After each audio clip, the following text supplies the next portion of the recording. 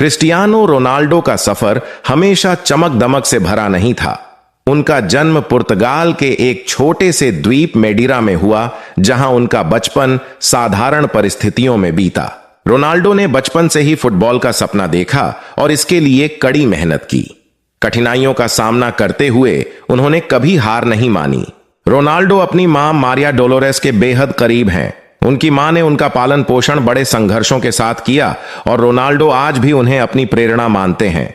Ronaldo की सच्चाई सिर्फ उनके टैलेंट में नहीं, बल्कि उनकी अद्भुत मेहनत और समर्पण में छिपी है।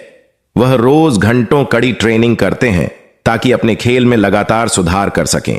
हालांकि रोनाल्डो को कई बार आलोचनाओं का सामना करना पड़ा।